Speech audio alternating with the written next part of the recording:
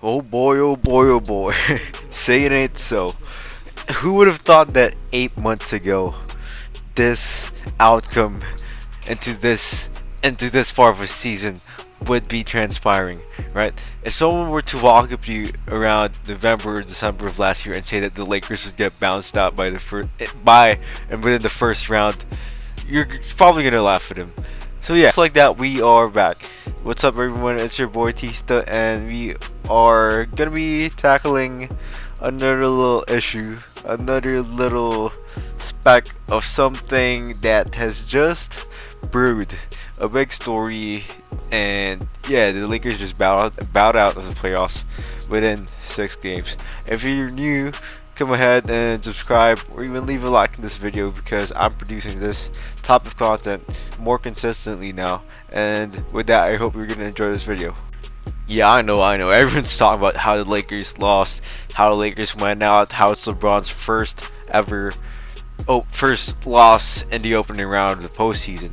But I believe that this series is more about how the Suns came to play and less of how the Lakers fumbled. Oh yeah. I mean, why is your video about the Lakers then? Well, it's mainly about the Lakers because we have to discuss in terms of a lens that directs towards the Lakers. And but we gotta give the Suns some credit first before we head into Lake Show and what they could do.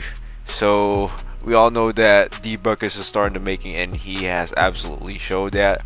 47 points in the closeout game. It can't be anything better than that. Massive props as well to DeAndre Ayton.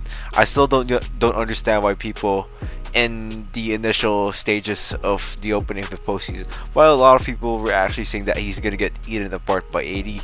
And granted that 80 was out for about 3 games, Ayton still was able to carry the load regardless of who he was matched up against. CP3, I mean, don't even let me begin with how great of a player he is. Future Hall of Famer right here, and I'm so happy to see him finally get out of the first round, and hopefully he's gonna make a deep playoff push. I'm really rooting for him in this season. And yeah, his shoulder might be a little bit hurt. It's somewhat not there yet. I think it's still a day-to-day process of healing, but we all know Chris Paul as a player that brings more intangibles than anyone else, so that's what matters. He may not be a very good box score player, but we all know how impactful of a guy he is. He just resets the culture. He did that with the Thunder last year, and now he's doing that with the Suns, and the results are showing. Massive shout outs to the role players too. Crowder, Campaign, Cam Johnson, Mikal Bridges all came out to ball, and that helped this series go towards the Suns' way. So now as we direct our focus and attention towards the Lakers, I just want to get this out there first and foremost.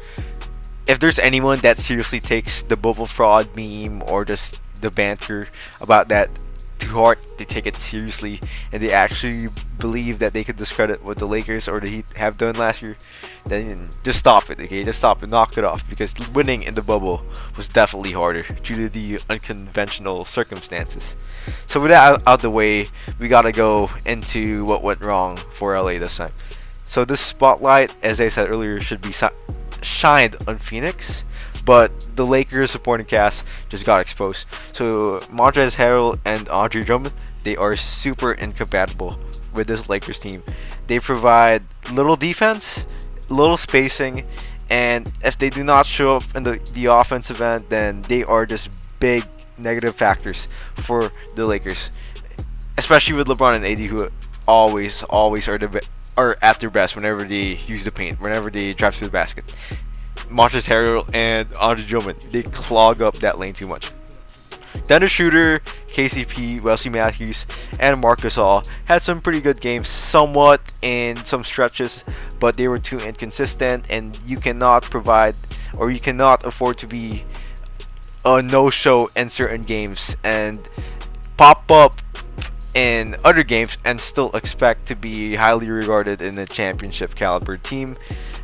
if those four are not in the game, if those four are not providing anything in their best perks, their main specialties, then they are just not in the game at all. It's basically 4v5 or 3v5 depending on who's out there. The season for the Lakers may be an underachievement, but I believe it is not an embarrassment. I'd say I know a lot of people hate the excuse of the Lakers injuries because the Heat have lost last year somewhat because of their injuries, and they still managed to push the Heat. I mean the Lakers to 6, their opponents, regardless of how Bam and Goran Dragic were hurt. But the Lakers this year, they had clear problems with their role players, as I said. Combine that with the factor of AD and LeBron playing hurt. AD, of course, missing the last three games. Yep, and Caruso, guys like Caruso and KCP being unhealthy as well. We could credit CP3 for playing through injury, but he still showed up. So that still went towards the way of the Suns.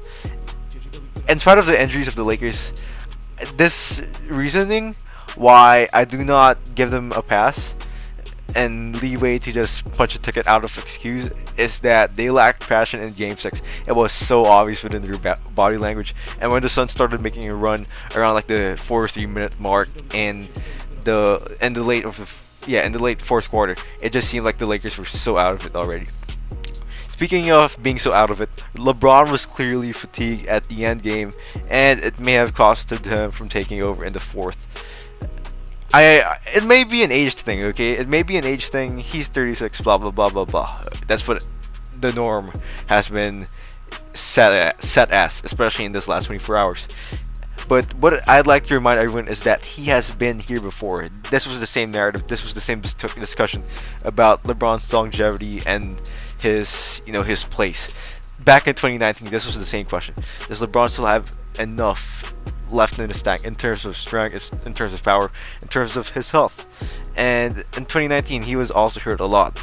Same for this year. He has, particularly been questioned in that regard of his health. And he came back the next year, as we all know. We also shouldn't forget that LeBron was also in the MVP discussions this year before he went out with that injury in the middle of the season.